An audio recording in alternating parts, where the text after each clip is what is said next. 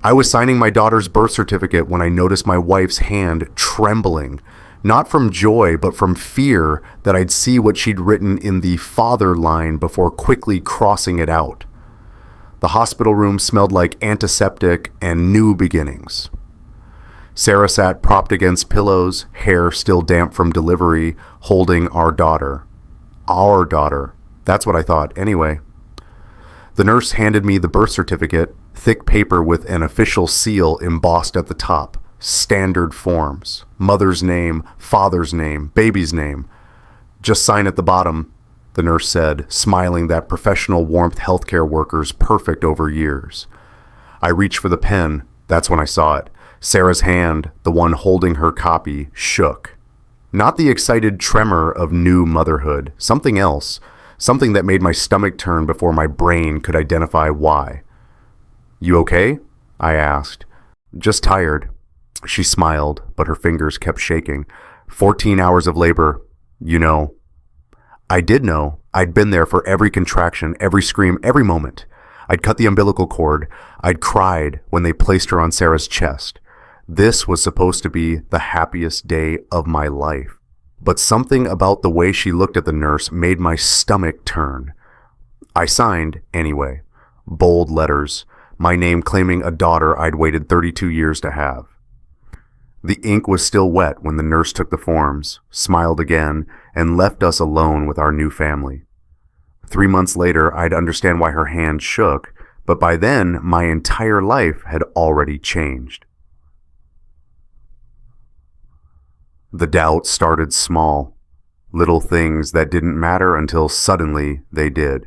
We're home now, 3 months in. The baby, Emma, sleeps in her nursery down the hall. Sarah's back at work part-time. I'm working from home more, trying to be the dad I always wanted to be. Everything looks perfect from the outside, but I can't stop thinking about dates. I'm obsessive about my calendar, always have been, color-coded, synced across devices. Every meeting, every trip, every anniversary marked and categorized. Sarah used to joke that if it wasn't in my calendar, it didn't happen. So when I was putting together Emma's baby book, one of those father-daughter projects I'd been excited about, I wanted to mark the important dates. Conception date, first ultrasound, all of it. That's when the math stopped working. I pulled up Sarah's first ultrasound. The dating scan, 12 weeks, 3 days, standard first trimester checkup. The technician had circled the date, written it clearly. Estimated conception, March 15th of 17. March 15th, 17. I opened my calendar, scrolled back, found those dates. The screen glowed blue in my home office. Outside, early morning traffic hummed past. Inside, my world started tilting. March 15, 17, I was in Denver. Client presentation, 3-day business trip. I remembered it clearly because the hotel had lost my reservation and I'd spent the first night in a different property across town. I checked my email, found the confirmation, Denver Marriott. Check-in March 14th, checkout March 18th. I pulled up my credit card statement, dinner at a steakhouse in Denver, coffee near the convention center, Uber to the airport, 800 miles away. The dates didn't match. The math was clear. I was in Denver, presenting to clients 800 miles away. There was no maybe, no close call, no possibility. I counted backward 3 times. Each time, the math stayed impossible. I didn't confront her, not yet. Instead, I started looking, not because I wanted to find something, because I needed to prove myself wrong. I needed the calendar to be mistaken, the ultrasound to be off, something to make sense. That's how I found the phone. Sarah's car needed an oil change. Saturday morning, bright and clear. She was with Emma at her mother's house. I was in the garage looking for the maintenance log we kept in the glove compartment. I found a toolbox in the trunk. Not unusual. We kept emergency supplies back there, jumper cables, first aid kit, flashlight, but the toolbox felt wrong. Too light. I opened it. Inside, wrapped in an old towel, a phone. Not her regular iPhone, a cheap flip phone. The kind you buy with cash at a convenience store. The kind that doesn't appear on family plans. My hands went cold. I powered it on. Low battery warning. The screen glowed dim blue. No contacts saved, no apps. Just a basic phone with one purpose, calls and texts. The deleted messages folder wasn't empty. I'd worked IT support in college. Knew enough about phone recovery to be dangerous. I plugged it into my laptop. Ran software I'd never thought I'd use on my wife. The messages came back. All of them. 47 deleted texts. Recovered line by line. March 10th. Can't stop thinking about last night. March 12th. He's leaving for Denver Wednesday. Come over Thursday. March 16th. God, I've missed you. March 20th. I think I'm pregnant. March 22. Don't worry. He'll never know she's yours. The garage smelled like motor oil and old cardboard. Normal Saturday morning smells. But my hands shook so badly I almost dropped the phone. She's yours. Not the baby. Not this pregnancy. She. The last text I recovered said, "Don't worry. He'll never know she's yours."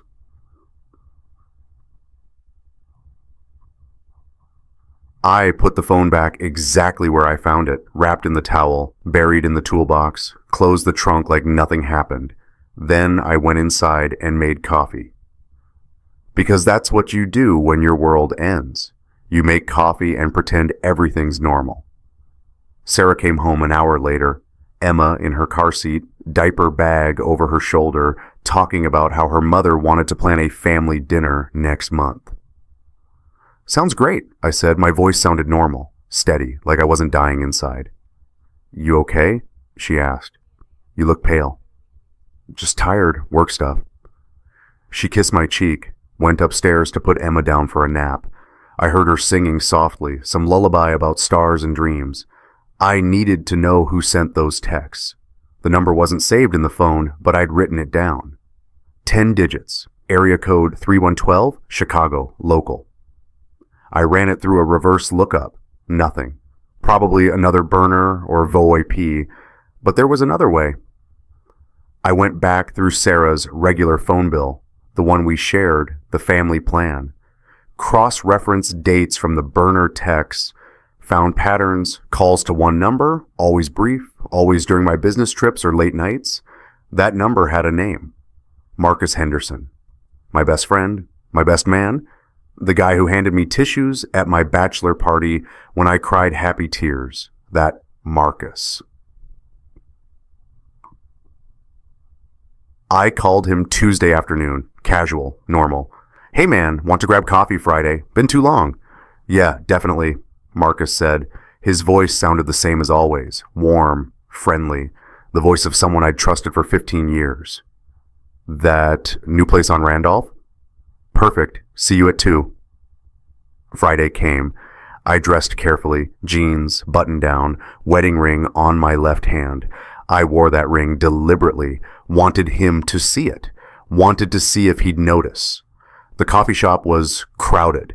Espresso machines hissing, college students on laptops, young professionals having meetings, normal people living normal lives. Marcus waved from a corner table. He looked good, fit, happy. He hugged me when I sat down. How's fatherhood treating you? He asked. Exhausting, I said, smiling. But worth it.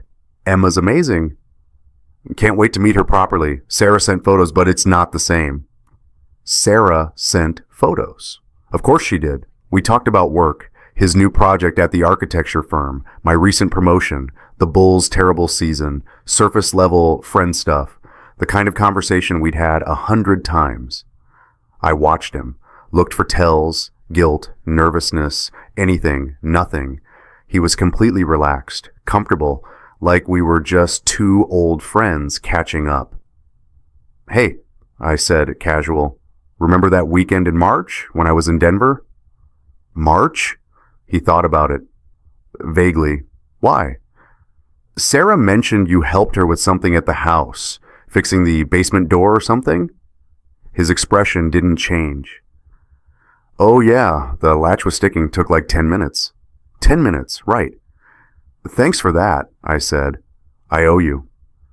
Anytime, man. That's what friends do. Friends. I smiled, hugged him goodbye, and scheduled another coffee date for next month. This time, I'd bring a recording device. The envelope arrived Thursday. Plain white, lab logo in the corner. My name and address printed on a label. No return address needed. I knew exactly what was inside. I'd taken Emma to the pediatrician 2 weeks earlier. Routine checkup. While we were there, I'd asked for a cheek swab. For family health records, I'd told the nurse. My father had heart issues. Want to have her genetics on file.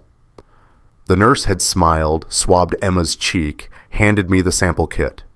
I'd sent my own sample the same day. Now the results sat on my kitchen counter.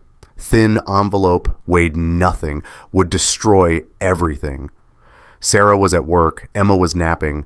The house was quiet except for the white noise machine humming down the hall. I opened the envelope. 1 page, dense text. Legal disclaimers, lab certification numbers. Then, at the bottom, the only numbers that mattered. Probability of paternity, 0.0%. Conclusion, the tested man is excluded as the biological father of the tested child. 0, not unlikely. Not improbable. 0, absolute, mathematical, undeniable. I read it 3 times, looking for fine print, asterisks, anything that might change what I was seeing.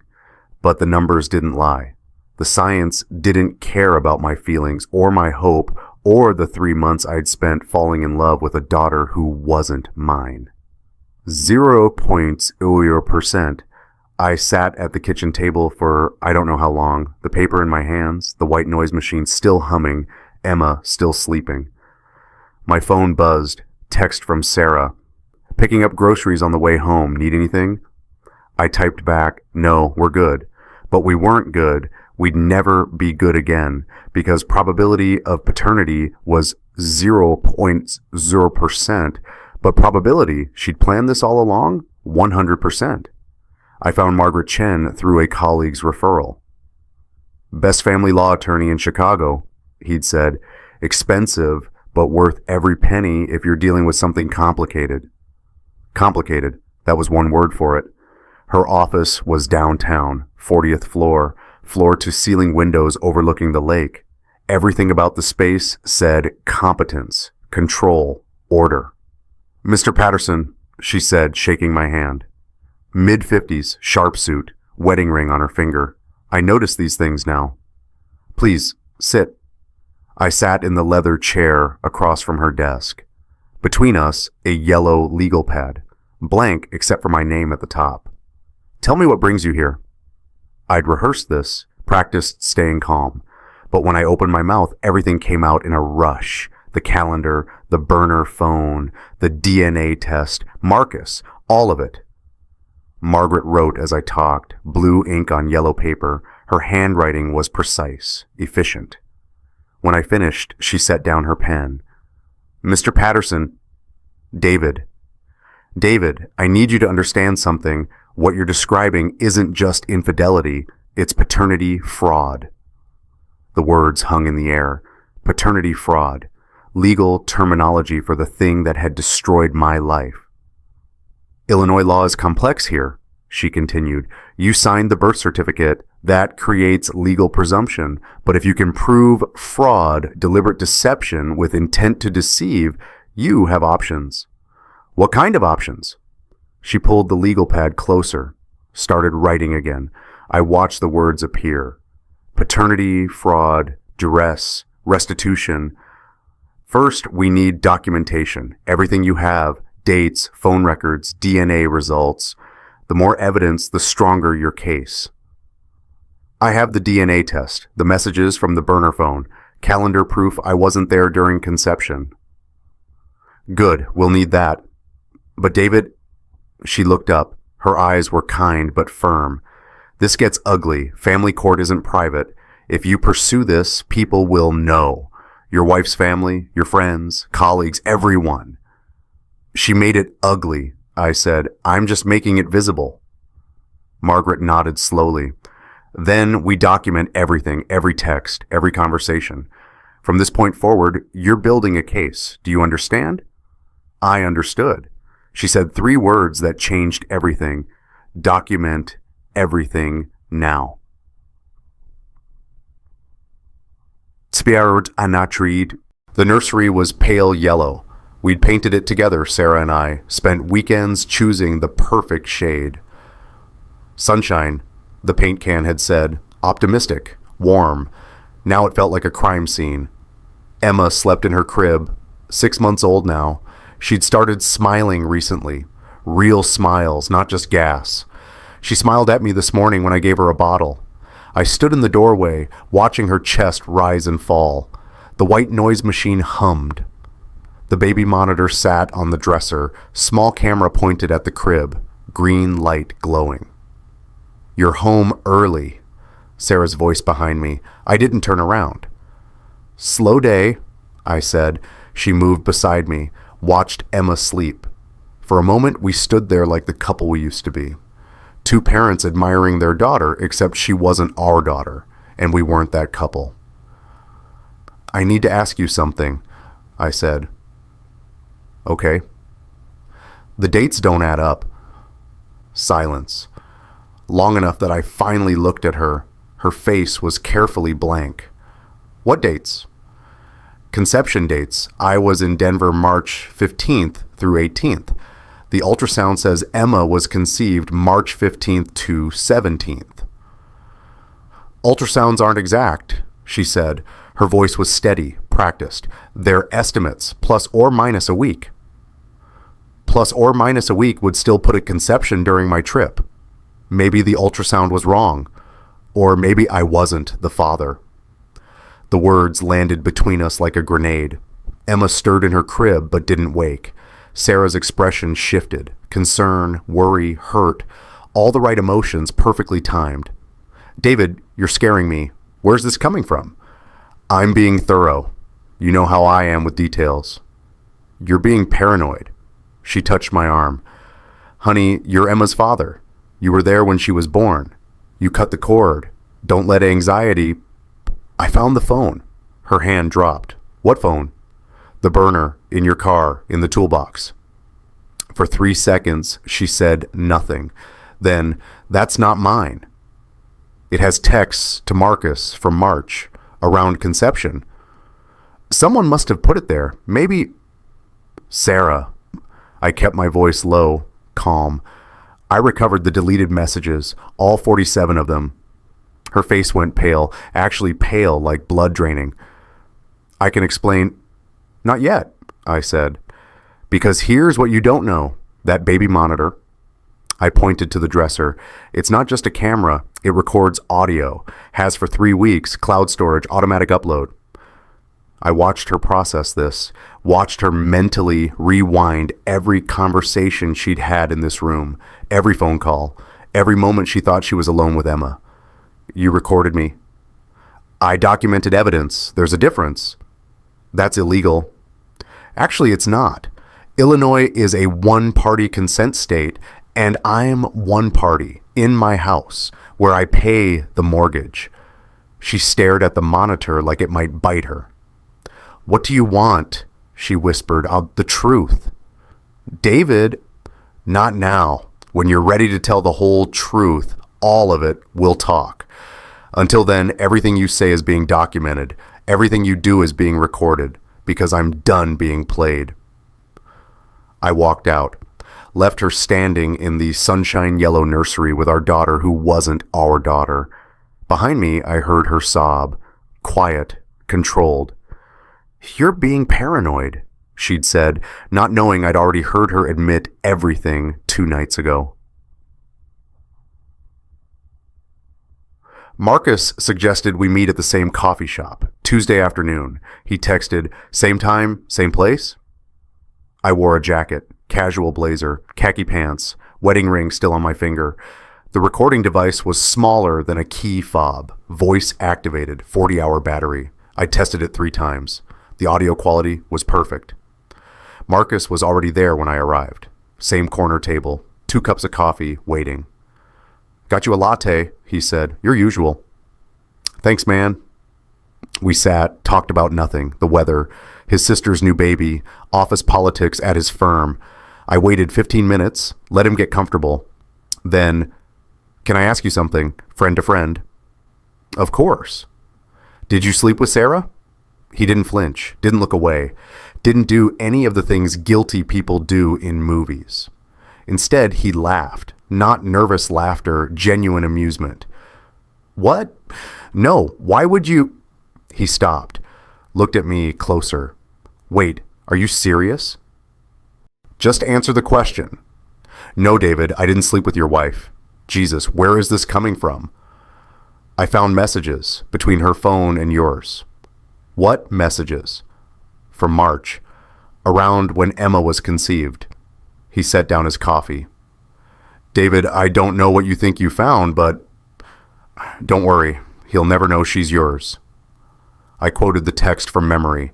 That message, from her burner phone to yours. His expression changed, shifted. Something flickered behind his eyes. That's not... He stopped, started again. Look, man, this is complicated. Uncomplicate it. He leaned back, studied me. Then he smiled, not friendly, satisfied. You really didn't know, did you? My blood went cold. Sarah and I... He shrugged. It started last year. Your bachelor party, actually. You were passed out in the hotel room. She and I were at the bar. One thing led to another. The coffee shop sounds faded. The espresso machine, the conversations, everything went distant. We kept it going after you got married, whenever you traveled, sometimes when you were just working late. He took a sip of coffee, casual, like we were discussing sports. When she got pregnant, she panicked. Asked me what to do. I told her to play it cool. You'd never figure it out. Emma's yours. Probably. I mean, timing works out. But does it matter? You signed the birth certificate. You're raising her. She calls you dad, or she will eventually. You planned this. She planned it. I just went along for the ride. He leaned forward. Man, she told me you'd never figure it out. Said you were too trusting, too busy with work. She had you completely fooled. He was talking directly into my hidden recorder. Every word, every admission, every detail. So what now? Marcus asked. You gonna cry, throw a punch, make a scene? I stood up. No. I'm going to let you keep talking. What? You just confessed to everything, on record, in detail, with witnesses around us who can testify we were having a conversation. His smile disappeared. The device in my jacket has been recording for 20 minutes. Voice activated. Perfect clarity. Want to hear your voice saying, she told me you'd never figure it out? His face went white. You can't. That's illegal. Illinois is one-party consent. I'm one party. This recording is completely legal and admissible in court. I picked up my coffee. Thanks for meeting me. Really, this was exactly what I needed. I walked out of that coffee shop lighter than I'd felt in months. Behind me, I heard Marcus calling my name. Panicking, realizing what he'd just done. He laughed and said, man, she told me you'd never figure it out. Directly into my hidden recorder. I planned the family dinner carefully. Both sets of parents, Sarah's sister Rachel, my brother Tom, 7 people who loved us and thought we were happy. Sunday evening, our dining room. I'd cooked lasagna, Sarah's favorite, garlic bread, Caesar salad, wine for the adults. Emma sat in her high chair gumming a teething biscuit. Everyone cooed over her. Sarah's mother took photos. My father asked about updates to the nursery. Normal family dinner. Except for the manila folder next to my plate. David made a toast at our wedding. Sarah said, refilling wine glasses. Maybe he should make one now. Everyone looked at me, expectant, smiling. Actually, I said, I want to show you something first. I opened the folder. Inside, printouts, timeline, calendar screenshots, dates highlighted in yellow, text message transcripts, DNA results. I passed the timeline to my father. This is a calendar showing my business trip to Denver, March 14th through 18th. He studied it, confused but curious. I handed the ultrasound report to Sarah's mother, is Emma's dating scan. Conception estimated March 15th to 17th. Sarah's mother looked at the paper, then at me, then at Sarah. David, Sarah said, her voice shook. Well, what are you doing? Showing them the truth. I gave the DNA results to my mother, is a paternity test. Probability 0%. The room went silent. Even Emma stopped chewing. My mother read the page. Her hand flew to her mouth.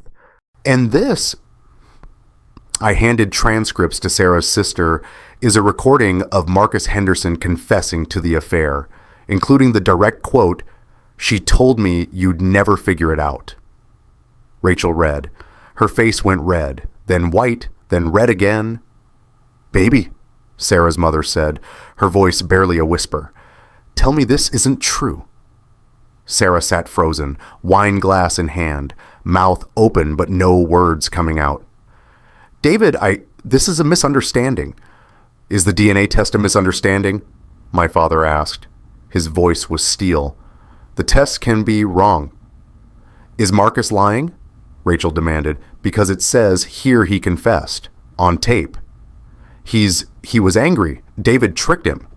"Did you sleep with Marcus?" Sarah's mother asked. Silence. "Sarah Elizabeth Morrison," her mother said, full name, the voice of someone who just watched their daughter destroy her life. "Did you sleep with that man while married to David?" Yes or no?" "Yes." The word fell like an axe. "Is Emma his daughter?" Sarah's hands shook, the same tremor I'd seen at the hospital. "I don't know. Maybe. Probably." "You don't know?" My mother's voice cracked. "How can you not? You must have known it was possible." "I thought David would never find out. You thought you could lie forever," Rachel said. Her voice was ice. "You thought you could make your husband raise another man's child and he'd never know." Sarah started crying. Real tears this time, not manipulation, actual grief over being caught. "I'm sorry," she sobbed. "I'm so sorry. I made a mistake." "A mistake is forgetting someone's birthday," my father said. "This is fraud." Sarah's mother looked at her daughter, then at me. "How could you do this?" For a moment, I wasn't sure if she meant me or her daughter. Her mother asked, "How could you do this?" I wasn't sure if she meant me or her daughter. The confession came at midnight. I couldn't sleep.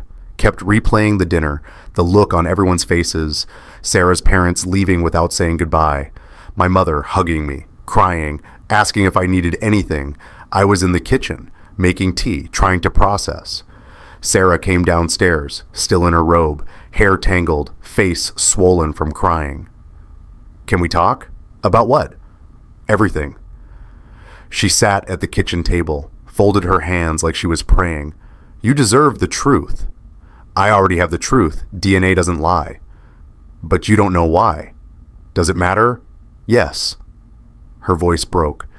"It matters to me." I poured tea, sat across from her, said nothing. "I planned it," she whispered, "for 6 months, every detail." The kitchen was quiet. Just the hum of the refrigerator, the tick of the wall clock. "I stopped birth control in February. Didn't tell you. Started seeing Marcus in March. Made sure," she swallowed. "Made sure the timing was right. Got pregnant. Told you it was yours." "Why?" "Because you were stable, successful, good husband material. Marcus he's fun, but he's not father material, not husband material. I wanted your life, your stability, your insurance, your house, your name." The words came out flat, factual, like she was reading a grocery list. "I needed you to be the father," she continued, "on paper, legally, because Marcus would never commit, never provide. But you do everything right. Be the perfect dad. Give Emma everything. While you fucked him on the side," she flinched. "It wasn't supposed to be like this." "How was it supposed to be?" You were supposed to never know. You were supposed to be happy. We were supposed to be a family. Built on a lie. Built on what you wanted. She was crying again, angry tears now. You wanted a family. I gave you one. You wanted a daughter. You got one. You should be grateful. Grateful that I chose you, that I let you be her father. Some men would kill for... I stood up. Some men would kill, period, for betrayal like this, for fraud like this, but I'm not some men. Then what are you? Done. I walked to the counter, picked up a notebook I'd found that afternoon, purple leather cover, her handwriting inside. I found your diary. Her face went gray. Stop birth control, week 1. I read. Seduce M, week 3. Get pregnant, week 8. Tell husband, week 12. You had a checklist. Boxes to check. Mission accomplished. That's what you wrote when the pregnancy test was positive. I dropped the diary on the table. This wasn't a mistake. This wasn't an affair that got complicated. This was premeditated fraud. You targeted me, used me, lied to me for months with intention. David, I have recordings of you admitting this. I have Marcus's confession. I have DNA proof. I have your diary planning it out like a project plan. What are you going to do? I looked at her. This woman I'd loved, married, trusted completely. I'm going to make sure everyone knows the truth. And then I'm going to make sure the right man pays child support for the next 18 years. I planned it for 6 months, she sobbed. I needed your insurance, your house, your name. The courtroom was smaller than I expected. Cook County Family Court, Division 6, Judge Patricia Morrison presiding, no jury, just lawyers, a court reporter, and rows of wooden benches that smelled like floor polish and old leather. Margaret sat beside me, navy suit, leather briefcase. On the table in front of us, a 3-inch binder, 12 divider tabs, every text, every receipt, every lie, organized chronologically. Sarah sat across the aisle with her attorney, Robert Crane, expensive suit, silver hair, the kind of lawyer who charged $800 an hour to make problems disappear. He'd tried to settle, called Margaret 3 times. This is embarrassing for everyone. Let's work something out privately. Margaret had declined. My client wants accountability, public accountability. Now we were here. All rise. Judge Morrison entered, late 50s, reading glasses on a chain. She'd been on the bench for 23 years, Margaret had told me, fair but firm. Didn't tolerate games. Be seated. She opened a folder, read silently for 30 seconds, then looked up. Mr. Crane, your client filed a motion to dismiss on grounds that Mr. Patterson signed the birth certificate voluntarily. Yes, Your Honor. Under Illinois law, the presumed father who signs... I've read the statute, counsel. What I'm asking is whether you're seriously arguing that fraud doesn't void that presumption. Crane hesitated. We dispute that fraud occurred.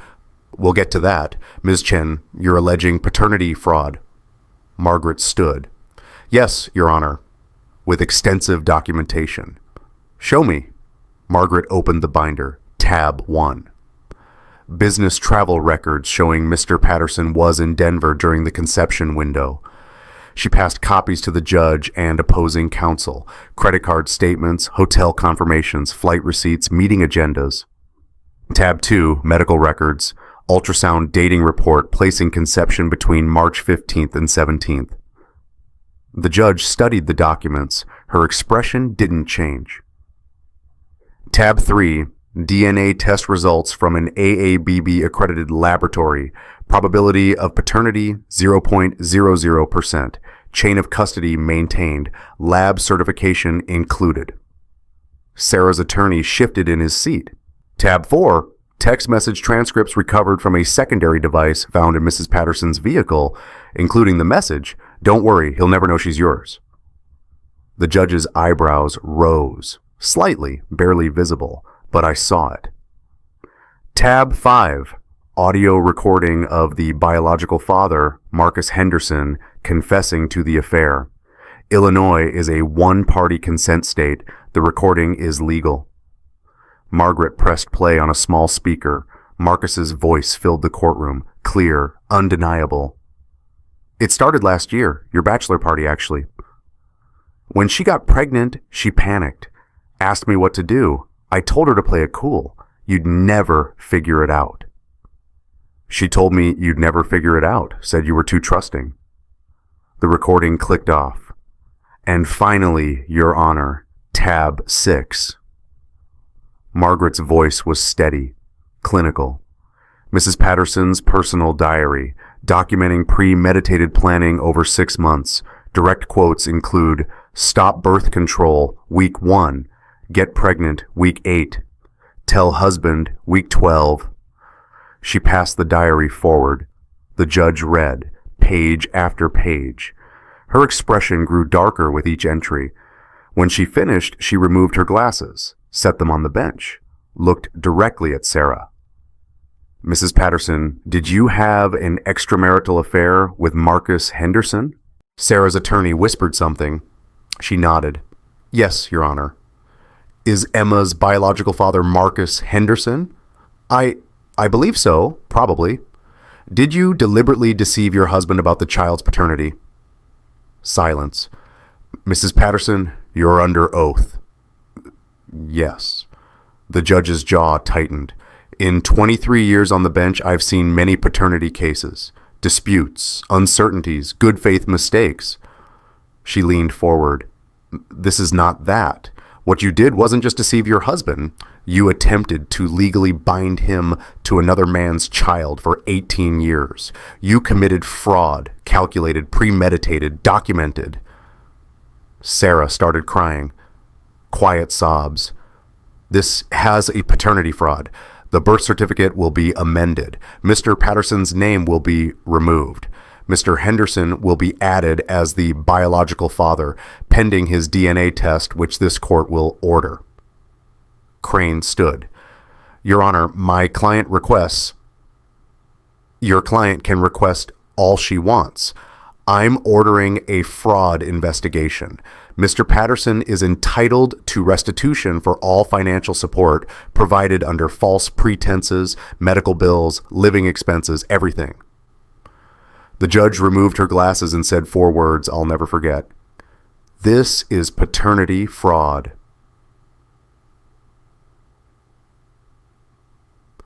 The hearing ended. Margaret packed the binder. Sarah's attorney ushered her out quickly, avoiding eye contact. I sat alone in the courtroom for a moment. The victory felt hollow. Yes, I'd won. Yes, the truth was official, but the truth didn't make me feel better. It just made everything real.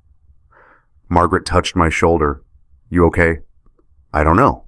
That's normal. Take time to process. We'll handle the next steps. Amended birth certificate, restitution calculations, enforcement orders.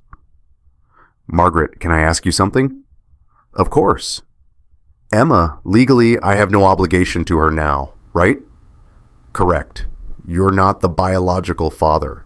You signed under fraudulent circumstances. You have no legal or financial obligation. What if I wanted to stay in her life anyway? Margaret sat down. That's complicated. You could petition for visitation, but Sarah's consent would be required. Or you could simply walk away, start over. No one would blame you. She didn't ask for any of this. No, she didn't. I thought about Emma, 6 months old, smiling when I gave her bottles, falling asleep on my chest. She didn't know about DNA tests or court hearings or adult betrayals. She just knew the man who held her, loved her, was there. I need to talk to someone, I said.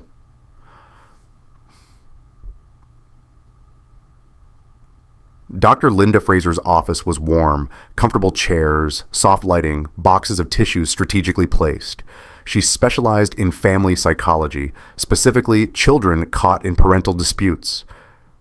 Thank you for seeing me on short notice, I said. Of course, Margaret Chen called ahead, explained the situation. She opened a notebook. You're here about Emma. Yes, I don't know what to do. Legally, I'm out, free, but you love her. The words hit harder than I expected. I held her when she was born. I changed her diapers at 3 a.m. I sang to her. I was her father for 6 months. And now you know you're not. Biologically, no. But does that erase the other stuff? Dr. Fraser leaned forward. David, children don't care about DNA. They care about who shows up, who loves them, who's consistent and present and safe. Sarah wants me gone. Says it's confusing for Emma if I stay involved. Sarah wants what's convenient for Sarah. What matters is what's best for Emma. Which is? Stability, truth, and protection from adult conflicts. She pulled out a piece of paper, showed me a child's drawing, crayon stick figures. This is from a case I worked last year. 5-year-old boy, parents divorced. Stepfather who raised him versus biological father who was absent. The boy drew this. 3 figures. Mommy, daddy, and separate, alone. Real daddy. Children always know when someone loves them, Dr. Fraser said quietly, and when someone leaves. The question isn't whether Emma is your biological daughter. The question is, what kind of man do you want to be? The one who stayed because of blood, or the one who left because of it? I could give her truth. The right father. Marcus should have to step up. Absolutely, he should. And legally he will. But that doesn't mean you have to disappear. What are you suggesting? Boundaries, clear ones. You're not her father. You're someone who cared for her during an extremely difficult time. You can still be someone safe in her life, with appropriate limits, if that's what you choose. And if Sarah refuses, then you walk away knowing you offered. But David, she met my eyes. You have every legal right to walk away completely. No one would judge you. This isn't your responsibility. But the child had done nothing wrong. I had every legal right to walk away, but the child had done nothing wrong. The settlement negotiations took 3 weeks. Conference rooms, lawyers, line items. Margaret laid it out simply. Sarah tells everyone the truth, in writing, signed, notarized, or we go back to court and pursue maximum damages. The truth statement would go to both families, friends who'd been at the wedding, anyone who'd sent baby gifts or attended Emma's birth announcement. You're humiliating her, Crane argued. She humiliated herself, Margaret replied. We're just documenting it. The final terms: 1. Written acknowledgement of paternity fraud, distributed to all relevant parties. 2. Full restitution for medical expenses, baby supplies, and living costs during the 6 months David believed he was the father. Total, $47,300. 3. Sarah would not contest Marcus Henderson's establishment as legal father. 4. David would have no further financial obligations to Emma. 5. Any future contact between David and Emma would be voluntary, not court-mandated, and contingent on appropriate boundaries. Sarah signed. Her hand shook, the same tremor from the hospital, the same fear of consequences. But this time, the consequences came anyway. She'd have to tell everyone the truth in writing or lose everything in court. Marcus fought it. Of course he did. He hired a lawyer, filed a motion claiming the recording was inadmissible, argued that he'd been entrapped. Judge Morrison was not impressed. Mr. Henderson, you confessed to an extramarital affair and acknowledged probable paternity. The recording is legal under Illinois law. You can accept responsibility voluntarily, or I can order DNA testing and establish it involuntarily. Your choice. Marcus's lawyer whispered urgently. Marcus shook his head, whispered back. Your Honor, the attorney said, my client requests a DNA test to confirm paternity before accepting obligations. Granted, test will be administered within 7 days, results within 2 weeks. If positive, child support will be retroactive to Emma's birth date. 2 weeks later, the results came back. Probability of paternity, 99.97%. Marcus was Emma's biological father, legally, undeniably, permanently. The judge set support at $1,847 monthly. Health insurance mandatory. College fund contributions required. Visitation contingent on his willingness to be present. Mr. Henderson, you wanted to be a father when it was convenient, Judge Morrison said, when it was fun, when it required nothing from you.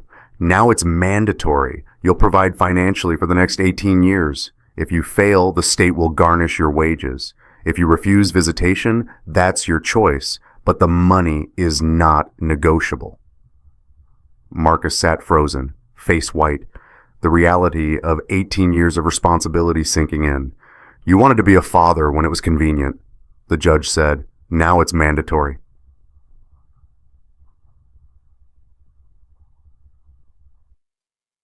"6 months after the court hearing, I met with Dr. Fraser again. How are you? She asked. Better, some days. That's honest. I'd started therapy, real therapy, not just legal consultations, processing betrayal, trust issues, the difference between loving someone and raising someone. I see Emma sometimes, I said, once a month. Sarah supervises, we meet at a park, I bring toys, we play for an hour, then I leave. How does that feel? Strange, sad, but right. She's happy, healthy. Marcus pays support but hasn't visited once. Sarah's mother helps a lot. And you're okay with the arrangement? I'm not her father, I struggled for words. Someone who cares about her well-being, from a distance, with boundaries. That's mature. It's survival. Dr. Fraser smiled. It's both. I'd started dating again, slowly, carefully. Met someone who understood that trust was earned, not assumed. Who appreciated that I asked questions, did background checks, verified claims. People think I'm paranoid now, I told Dr. Fraser. Are you? No, I'm just careful. There's a difference. Yes, there is. The corrected birth certificate arrived in a plain envelope. State of Illinois, Department of Public Health, official seal. I opened it at my kitchen counter. Same thick paper as the original, same format, but different information. Father, Marcus James Henderson. Mother, Sarah Elizabeth Morrison. Child, Emma Grace Henderson, not Patterson. Henderson. The truth, finally. In black ink on white paper, official, permanent, undeniable. Her hand had shaken because she'd almost written Marcus Henderson by muscle memory, because she'd practiced that signature 50 times, because she'd planned to tell the truth but lost her nerve at the last second. Now the truth existed anyway, not because she chose it, because the law required it. I didn't frame the certificate, didn't celebrate it, just filed it away in a folder marked legal documents closed. Because the truth doesn't need display. It just needs to exist. And now it does. I stood in my apartment, new place, smaller, mine, looking out at the Chicago skyline. Evening light turning the buildings gold. My phone buzzed. Text from my brother. Dinner Friday? Bringing someone I want you to meet. Life moving forward. Another text. From Margaret. Restitution payment cleared. All legal matters closed. Congratulations on your freedom. Freedom. Strange word for this feeling. I wasn't free of pain, wasn't free of memories, wasn't free of the occasional 3 a.m. moment where I wondered what I could have done differently. But I was free of the lie, free of the fraud, free of being someone's backup plan. If you've rebuilt after betrayal, if you found your boundaries after losing yourself, I want you to know something. It's not about revenge. It's not about making them pay. It's about choosing yourself, protecting yourself, building a life where trust is earned, not assumed. If you've been through something like this, share your story in the comments. Not for me. For someone reading this who needs to know they'll survive too. that they're not crazy for trusting their instincts, that they're not weak for walking away. We don't leave because we're heartless. We leave because we're not. We don't stay in lies. We stay in truth. And sometimes the strongest thing you can do isn't fight back. It's just turn on the lights.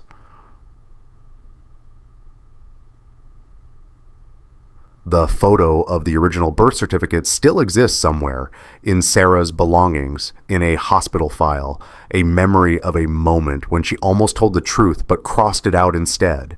But the corrected one, the real one, sits in my file cabinet now, between tax documents and insurance papers, not special, not highlighted, just filed under C for closure.